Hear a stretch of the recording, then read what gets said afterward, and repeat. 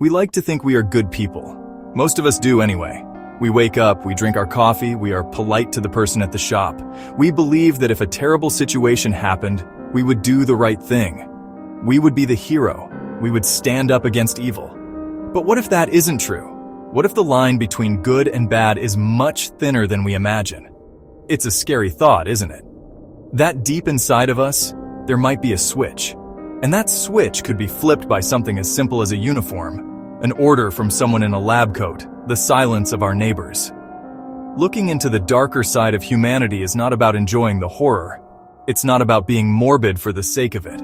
It's more like looking into a strange, distorted mirror. The reflection is unsettling. It's ugly.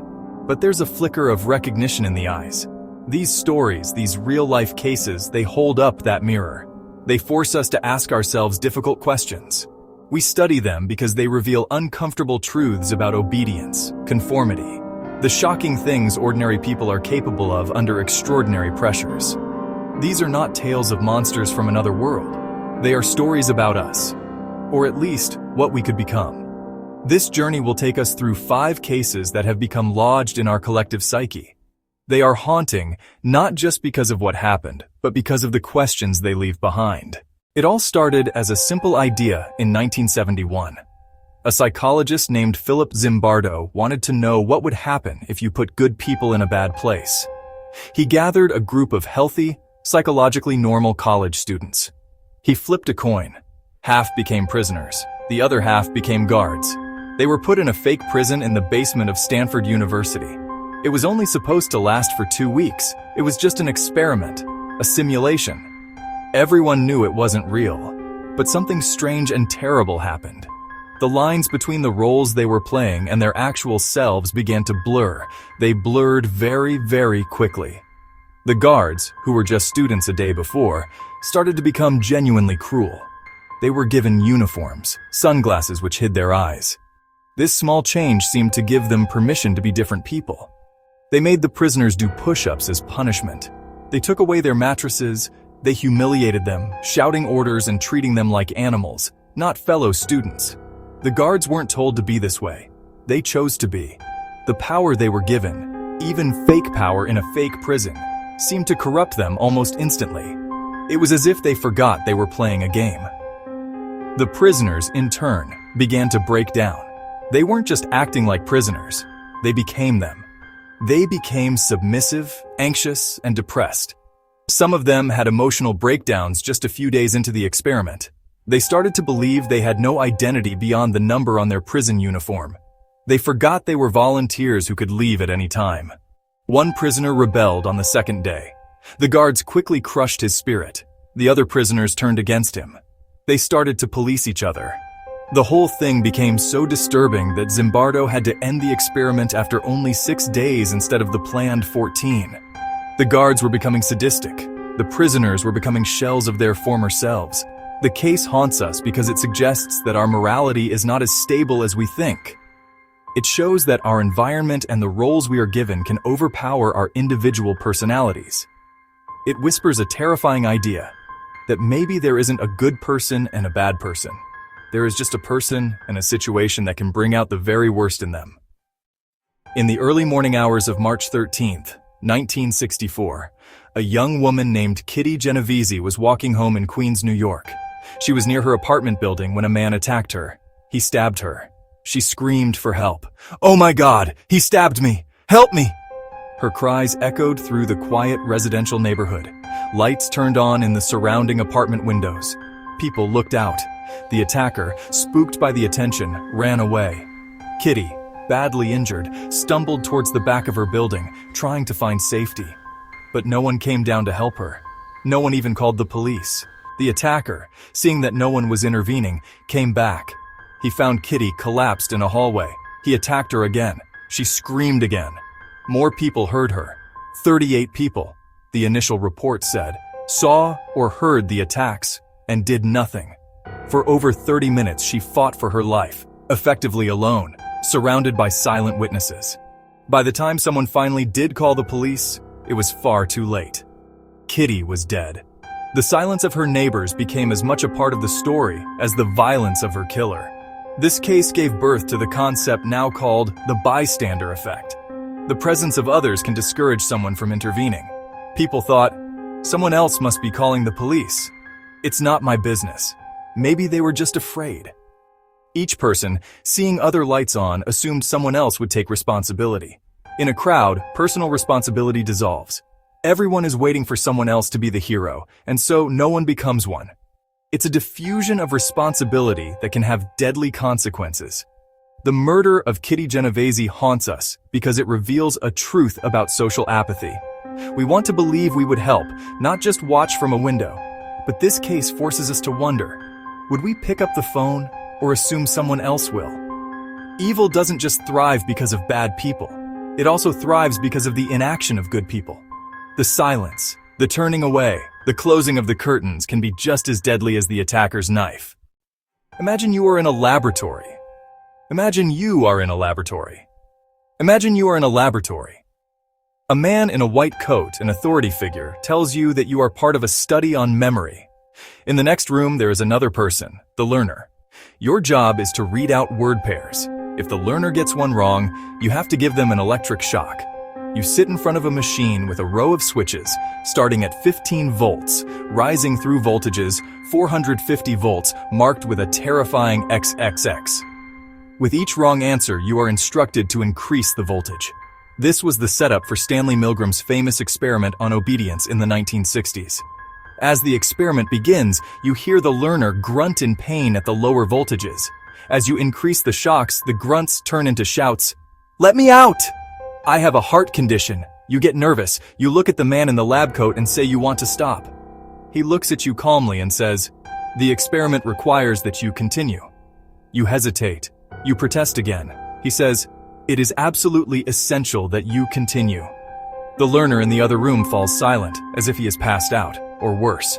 Still, the man in the lab coat tells you to go on, to treat silence as a wrong answer, and deliver the next powerful shock. Here is the most disturbing part. Most people did. In Milgram's original experiment, about 65% of the participants continued all the way to the maximum 450-volt shock. They were just ordinary people from all walks of life. They were sweating. They were trembling. They were arguing with the experimenter, but they kept flicking the switches. The learner, of course, was an actor, and the shocks were not real. But the participants didn't know that.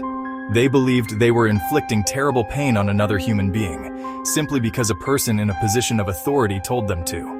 The Milgram experiment haunts us because it chips away at the idea that our own moral compass is our ultimate guide. It suggests that most of us are capable of committing terrible acts if we are pressured by an authority figure. It echoes the excuses made by soldiers and officials throughout history. I was just following orders. Would I keep flipping those switches? In the autumn of 1982, a wave of panic swept through Chicago. It started when a 12-year-old girl named Mary Kellerman died after taking an extra-strength Tylenol capsule for a cold. That same day, a man named Adam Janus also died after taking Tylenol. Then his brother and his sister-in-law, grieving at his home, took Tylenol from the same bottle and died as well. In total, 7 people died in a matter of days. The connection was quickly made. The Tylenol capsules they had taken were not filled with medicine. They had been laced with a lethal dose of potassium cyanide. The killer was a complete mystery. The terror was in its randomness and in its facelessness. The victims were not connected. They were just ordinary people reaching for a trusted household product. The poison was invisible, waiting on drugstore shelves and in medicine cabinets. Suddenly, a safe and familiar world became menacing. People stopped taking medicine. Hospitals were flooded with calls. Halloween was practically canceled in many towns, as parents feared that a stranger could poison candy. The trust we place in society, sealed bottles, regulated products, was shattered overnight. The investigation was massive, but no one was ever charged. The killer had bought the Tylenol, taken it home, opened the capsules, replaced the acetaminophen with cyanide, and returned the bottles to shelves in different stores. It was an act of quiet, anonymous terrorism. The motive was unknown. Was it for money? For revenge against the company? Or was it simply the act of a disturbed individual who wanted to watch the world burn? We still don't know. The killer could be anyone, anywhere. They could be your neighbor, This facelessness is what makes the case so deeply unsettling. The Tylenol murders changed the world. It led to tamper-proof packaging, the seals and plastic wraps we now see on medicine and on food. It is a permanent scar, a physical reminder of a time when trust was broken. But the case haunts us for a deeper reason. It reveals how fragile our sense of safety is. One anonymous person with a simple, evil idea can hold an entire nation hostage with fear. The systems we rely on for safety are built on a foundation of trust, and that trust can be poisoned just as easily as a Tylenol capsule. On Christmas Eve 1945, a fire destroyed the Sodder family home in Fayetteville, West Virginia. George and Jenny Sodder escaped with 4 of their 9 children. 5 children were trapped upstairs: Morris, Martha, Louie, Jenny, Betty. George frantically tried to save them. He ran to get his ladder, but it was missing. He tried to start his trucks to climb up, but neither would start. The phone line was dead. By the time the fire department arrived, the house was just a pile of smoldering ash. The 5 children were gone. The official explanation was that the children had died in the fire and their bodies had been completely incinerated. But the Sodders never believed it. Jenny, the mother, couldn't understand how a fire hot enough to destroy 5 skeletons could leave the rest of the house's contents relatively intact. No bones, no teeth. Nothing was ever found in the ashes. Then, strange things started to come to light. A witness claimed to have seen someone stealing George's ladder before the fire. A repairman discovered the phone line had been cut. The children, the Sodders believed, had not died. They had been kidnapped. For the rest of their lives, George and Jenny dedicated themselves to finding their missing children. They put up a billboard along the highway with the children's pictures and offered a reward. They hired private investigators. They followed every lead, no matter how strange. Years later, in the 1960s, they received a photograph in the mail. It showed a young man who looked strikingly like their son Louie, all grown up. On the back was a cryptic message. The Sodders sent a detective to investigate the return address, but he never reported back and was never heard from again. The mystery only deepened. This case haunts us because it offers no closure. It is a story suspended in eternal uncertainty. Did the children die in the fire, a tragic but explainable accident, or were they victims of a sinister plot, stolen away into a new life, perhaps never knowing who they truly were? The story preys on the most fundamental fear of any parent, the loss of a child. But it adds a layer of endless torment, the not knowing. The Sodder billboard stood for over 40 years, a constant public display of a family's grief and hope, a chilling monument to a mystery that refuses to die. When you lay these cases out side by side, you start to see the unsettling threads that connect them. They are not just isolated incidents. They are reflections of the same fragile, flawed material: human nature. The Stanford Prison Experiment, the Milgram Experiment, both warn about authority and circumstance.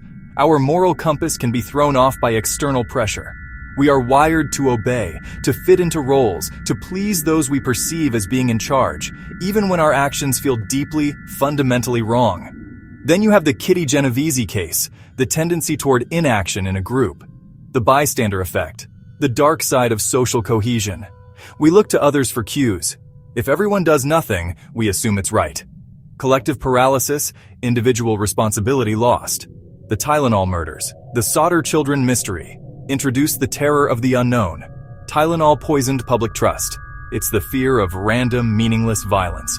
The Sodder case is the agony of an unanswered question, a void of information the mind cannot stand. We are storytelling creatures. Beginnings, middles, endings. Unfinished stories become ghosts in our imagination. These cases tell us the foundations: trust, individual morality, a sense of safety, expectation of justice, are far more brittle than we like to admit. Ordinary people can become cruel, apathetic, or obedient to monstrous commands. Systems can be broken by one person's malice. Sometimes the universe gives us no answers. These stories expose the cracks in the floorboards we stand on. It is easy to read these stories and feel a sense of distance. We can look at the guards in the Stanford experiment and think, I would never be so cruel. We can hear about the witnesses to Kitty Genovese's murder and say, I would have called the police. We can judge the participants in Milgram's study and believe, I would have refused to continue. This is a natural human reaction. It is a defense mechanism. We build a wall between ourselves and the people in these stories, labeling them as weak, labeling them as flawed, labeling them as somehow different from us. It makes us feel safe. But are we really so different? These experiments and cases specifically used ordinary people, not convicted criminals or diagnosed psychopaths. They were students, they were teachers, they were accountants, they were neighbors, they were us. The experiments were designed to strip away the complexities of life and isolate a single variable: authority, group dynamics. The results suggest that these behaviors are not exceptions to the rule. They are a latent part of the human condition, waiting for the right circumstances to emerge. It's a deeply humbling and frightening thought. Thinking about this forces us to confront our own potential for darkness. It challenges the simple narrative we tell ourselves about our own goodness. Perhaps morality is not a fixed state, but a constant, active choice. It's a choice that is easy to make when life is calm and the stakes are low.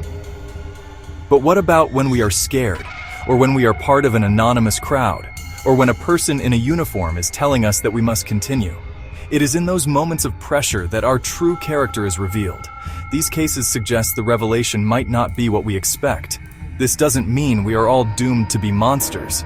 It means that goodness requires awareness. It requires vigilance. We must be aware of the power of situations to influence our behavior. We must be conscious of the bystander effect and make an active decision to be the one who acts. We must learn to question authority, especially when it asks us to violate our own conscience. These stories don't just haunt us, they are a call to action. Be more self-aware, be more critical, be more courageous, precisely because we now know how easy it is to be otherwise. We have walked through some of the darkest corridors of human behavior. We have seen how easily good intentions can curdle into cruelty, how silence can become a weapon, and how obedience can lead us to betray our own humanity. We have felt the cold dread of random malice and the endless ache of a mystery with no solution. These stories are not easy to sit with. They linger like ghosts in the attic of our minds, making noises when we try to sleep. They challenge our comfortable assumptions about ourselves and the world we live in. They force us to look at the mirror in the abyss. The purpose of this journey was not to make us lose faith in humanity. It was to make our understanding of it more complete. Humanity is not just one thing. It is a spectrum. On one end, you have acts of incredible kindness, self-sacrifice, creativity. On the other end, you have the Stanford Guards, the silent bystanders.